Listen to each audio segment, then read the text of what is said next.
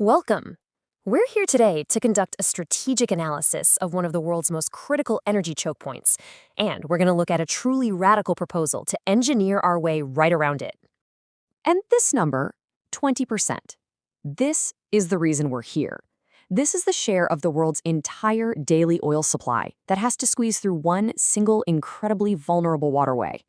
And that waterway is, of course, the Strait of Hormuz. Now, it might be 21 miles wide on paper, but get this, the actual shipping lanes are way smaller. We're talking just 2 miles wide in each direction. It is a tiny, tiny corridor with just immense global significance.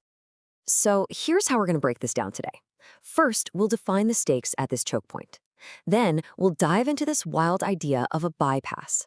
After that, we'll get real about the huge engineering and political challenges, which, you'll see, leads us right to our key strategic takeaway. Okay, first things first.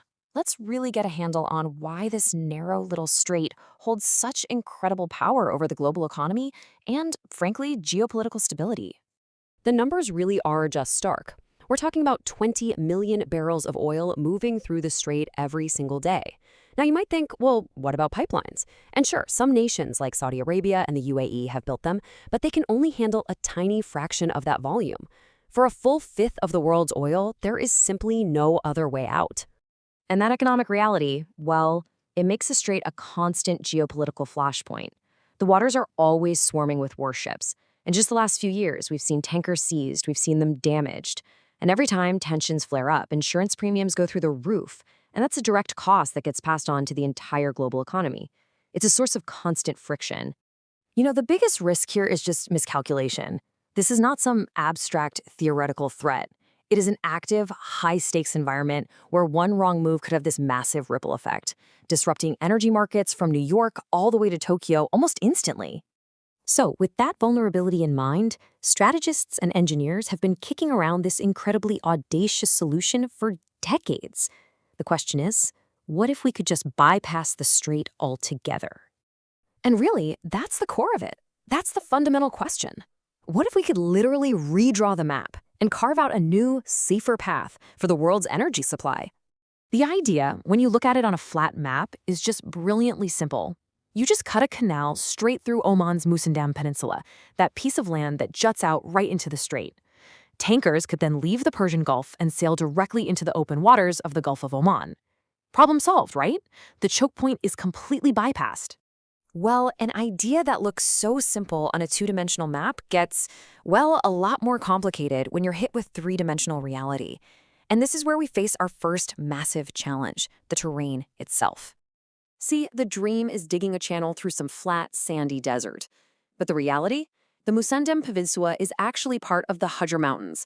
We are not talking about dredging sand here. We are talking about blasting and hauling away millions upon millions of tons of solid rock from peaks that are over 6,500 feet high.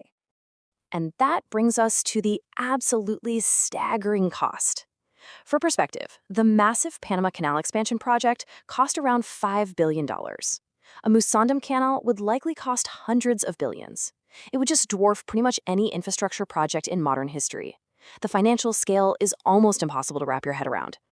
But let's just pretend for a second, even if the engineering and financial hurdles could somehow magically be overcome, a second and maybe even tougher set of challenges pops up, the political realities.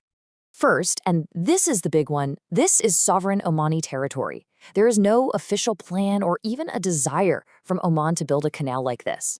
Their strategy for the region is all about tourism and using their existing ports. A project like this would need unbelievable international agreement, investment, and long-term security guarantees that are, well, they're just not on the table. And beyond all that, there's a fundamental strategic flaw in the whole idea, something we can call the choke point paradox. You see, building a canal doesn't actually get rid of the vulnerability, it just moves it somewhere else. Instead of a natural strait, the world would now depend on a single, artificial channel that could still be blocked by an accident, an attack, or some other disaster. We'd just be trading one bottleneck for another. So, all of this brings us to our conclusion. After looking at the problem and the proposed solution, we are left with a very clear strategic takeaway for policymakers. The whole situation at the Strait of Hormuz really just shines a spotlight on a much bigger truth. Our entire global trade system is built on just a handful of these geographic choke points. Think about it. The Suez Canal, the Strait of Malacca, our whole interconnected economy depends on these narrow little passages staying open and secure. And this quote just perfectly sums up why the Musindem Canal is and will likely remain a dream. The physical barriers, movie mountains, they're immense. But as our analysis shows, the political barriers, things like sovereignty, cooperation, and basic strategy, those are even harder to overcome. And so we end with this forward-looking strategic question. If these huge engineering projects to bypass vulnerabilities just aren't feasible, then the real challenge becomes one of management, not avoidance. How do we, as a global community, do a better job of securing and de-risking the critical arteries of trade that we simply cannot live without? That right there, that is the core policy question this analysis leaves us with.